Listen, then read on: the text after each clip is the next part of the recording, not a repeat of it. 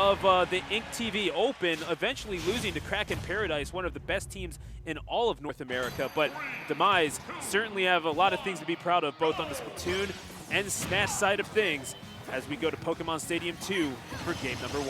I gotta say, that was a really great job. I had no idea it was like a Splatoon team. Man, you just, way to represent, man. Still the announcer, dude, has everything. Hey, your boy is a kid and a squid, so. You must be an Inkling. Oh, yes, exactly. Yeah, I knew it. I do play a little bit of Inkling. I actually main Yoshi, but I'm pretty bad at both. Either way, with the prominence of Chrom in this meta, certainly nothing to shake a stick at, but that's not going to stop Palutena from doing so, especially when it comes in the form of that up air. Man, RKO having a hard time with these aerials and these up B ledge cancels. Like I said, like we saw from the last time, Seagull Joe faced a Chrom on the other stream. It was GWJ and his Chrom. Oh my God, nice meaty F smash coming out. But like we said before, that Chrom really needs to hold down center stage and cannot be, at the ledge, because, stuff like this will happen where he just is fighting to survive instead of fighting to get the win. See, I feel like just in general, Seagull Joe isn't going to have to do anything particularly spectacular in order to take these stocks off of this Chrom. It's I'm expecting a pretty general meat and potatoes game from Seagull Joe. It's going to be RKO who's going to have to delve into the realm of the magical, ironically enough, against the Goddess of Light. Right. Catches him with the explosive flame on the ledge, is not able to get the tech, and Seagull Joe takes RKO down to his last stock of this game number 1. An early advantage well within arm's reach for Seagull Joe and his Palutena. Well parried on the back air by RKO, however. And he really does need to keep himself in this thing by getting some of those demoralizing combos that we know Chrom for, and of course those big heavy hits that we know it can dish out as well. Such a well-rounded offensive character, but on the defensive side of things and on the recovery aspect, that's where Seagull Joe is going to have to approach.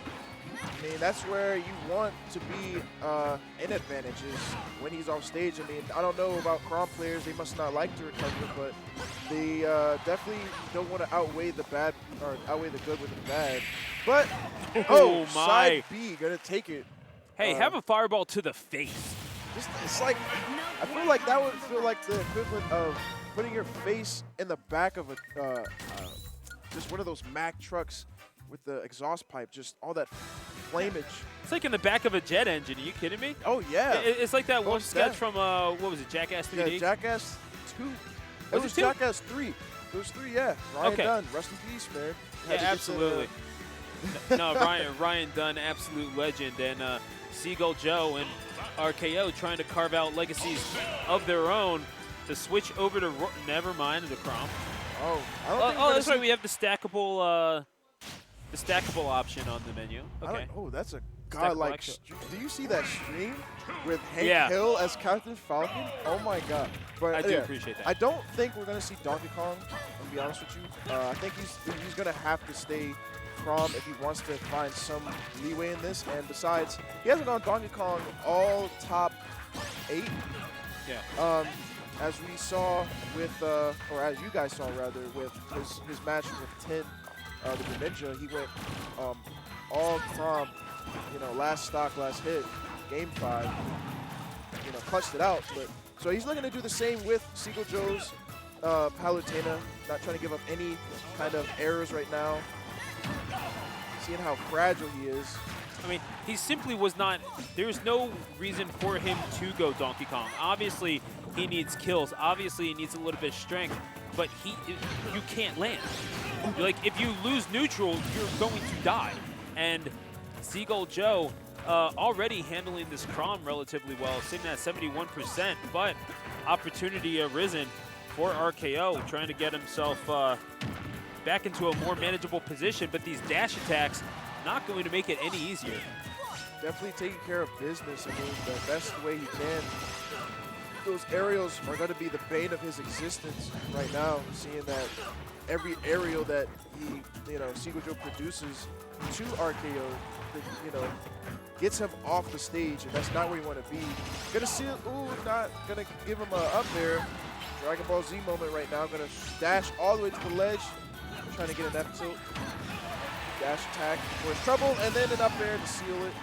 And post deliver it, UPS will send you on your way. Exactly. The box sitting at the doorstep of RKO, whether he likes it or not. He's the one who's got to sign for it. But it's going to be Seagull Joe, see if he can deliver a 3-stock to the MDVA faithful and face off in losers final against Bros Calamity's Juice. Right now, yes, Juice sitting there awaiting, chomping at the bit for his next opponent because he definitely wants that run back. He wants to have that second set with ZD for Grands, for the king of the, to be crowned king of the Ville for a second time. But right now, he's going to have to get through RKO right now. And as he gets an up B, he's still not going to seal the stock out. Yeah, I mean, Town and City is an awful big stage, and realizing that was Seagull Joe. He's allowing himself, if he has to give up the hit, he wants to give it up going towards the opposite side, and he flew to the corner and surviving to 190%. This is ingenious positioning from Seagull Joe, just not really giving RKO any chance to get the kill. Yeah, and RKO, man, he's holding his own. He's definitely adapted well. He's playing super confident, and that's what I like to see is not having a timid gameplay, but having a plan and sticking to it no matter what the cost is. And it's going to pay for you. It's going to pay out for you in the long run. And he really is doing okay for himself. It's just a matter of being more efficient with your stocks and the platform, delivering Palutena back to the stage. Give him that gurney treatment. Yeah, that goddess privilege, let me tell you, man. This isn't a stretches match, but definitely got back. Oh my! Unfortunate. Falls Yikes. right into the side B explosive flame, and that's going to be game number 2. Seagull Joe looking to deliver RKO to his ultimate demise in losers semifinals. Did very well to get this far, but he is down 2-0 against one of the most consistent and fearsome forces in the Maryland-Virginia region, Seagull Joe.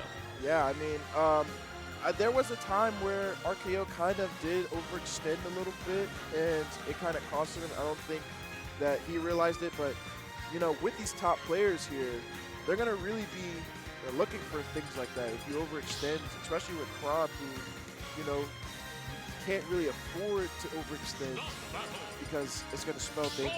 And, you know, his recovery's not the best. So you kind of need to take what you could get and be careful what you do. So now it's keeping things the same as we go to Smashville for game number 3. Ooh. I mean, what's in terms of stage counter picks, what is RKO looking for here? Because Town and City wound up working against him.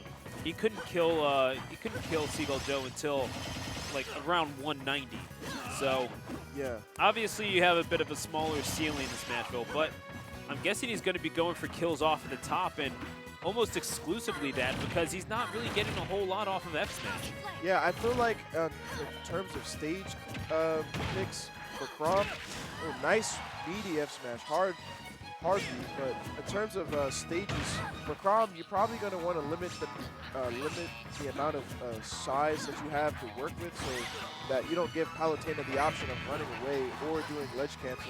And you also you want to limit the number of platforms. Triplats are not good for anybody against Palutena. So I think this is probably a pretty good stage, maybe even a perfect stage for Chrom to win at least this game right here. Nice back there coming off of the leg. And eventually he does get that kill, and the ever elusive lead for Seagull Joe, or excuse me, for RKO finally comes. Yeah, we saw a quick nair. Well, before the back there, we saw a quick set 2 double nair conversion off of Chrom to get a quick 42 right now, but falling up airs, like what I like to see. He didn't really do those a lot. I mean, seeing how he's so similar to Roy and Chrom, very good at doing falling up air, leading into multiple things, a multitude of things, like back air. It's a confirm. You can read spot dodges, air dodges. It's definitely a great tool to have, and I like that RKO is definitely starting to use it a lot more. And you're absolutely right, doing just fine on the offensive side of things, at least in this game number 3.